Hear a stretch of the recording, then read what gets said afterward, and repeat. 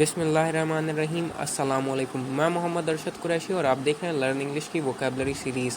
आज के हम अपने इस वीडियो में डिस्कस करेंगे धन और उसके प्रकार को इंग्लिश में हम क्या कहते हैं और उनकी हिंदी में मीनिंग्स।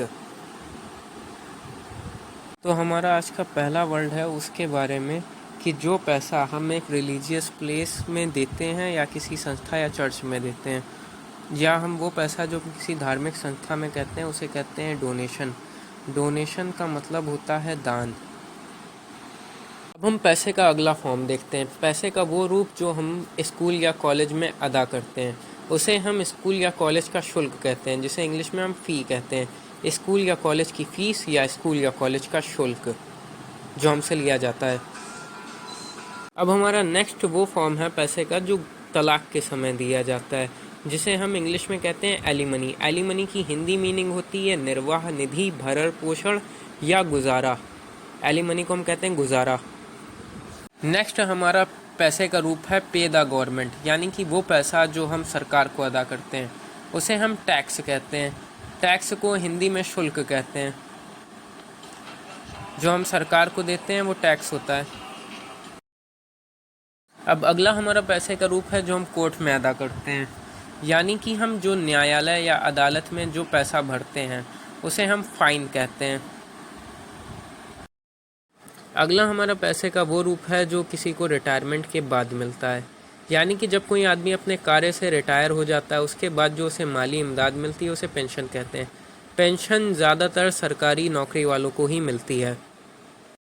अगला पैसे का वो रूप है जो एम्प्लॉयज़ प्राप्त करते हैं एम्प्लॉयर से, यानी कि साधारण शब्दों में कह सकते हैं जो एम्प्लॉयर एम्प्लॉयज़ को देता है उसे हम सैलरी कहते हैं। सैलरी का मतलब होता है तनख्वाह।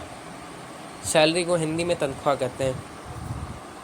तो अगला हमारा पैसे का वो रूप है जो हम रोज़ के डे वर्कर यानी कि प्रतिदिन कार्य करने वाले लेबर को देते हैं, उसे हम कहते हैं वेज। वेज की हिंदी मीनिंग होती है दिहाड़ी या मजदूरी। इंग्लिश में वेज कहते हैं, हिंदी में मजदूरी।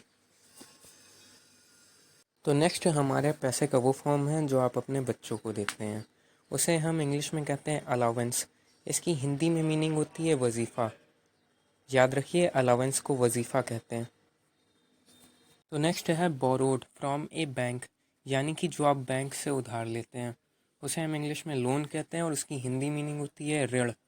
ऋण ऋण को हम हिंदी में आम भाषा में कर्जा भी कहते हैं, उसे लोन कहते हैं।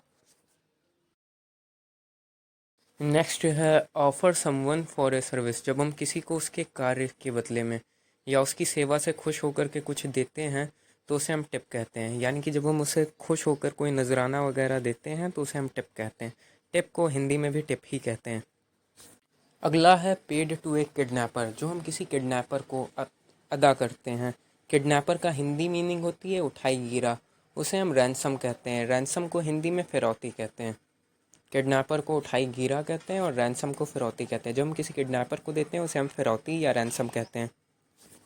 नेक्स्ट हमारा वर्ड है उसके लिए हम कहते हैं illegally received for a service, यानी कि जो गैर कानूनी तरीके से अपनी सेवा के बदले लिया जाता है उसे हम ब्राइब कहते हैं। ब्राइब को हिंदी में रिश्वत कहते हैं। आप कह रहे हैं सेवा के बदले लिया जाता है, तो इसका मतलब है जो सरकारी कर्मचारी सरकारी सेवा के बदले जो अवैध धन लेते हैं उसे ब्राइब या रिश्वत कहते हैं। तो दोस्तों आज के हमने इस वीडियो में देखा कि कैसे एक ही पैसा हमारी ज़िंदगी में ना जाने कितने रूपों से आता है, कितने नाम बदलता है। कभी फ़ाइन बन जाता है, कभी ये पैसा पे हो जाता है, भुगतान करना होता है, कभी इसी को उधार देते हैं, यानी कि हर कैटेगरी में इसका नाम बदलते चले जाते हैं। और हमने इसको इंग्लिश में क्या कहते हैं उसको देखा और उसकी हिंदी में मीनिंग देखी। अगर आपको हमारा वीडियो अच्छा लगे तो वीडियो को लाइक करें, चैनल को सब्सक्राइब करें, साथ ही साथ कमेंट सेक्शन में अपनी राय का इजहार ज़रूर करें। Thanks for watching.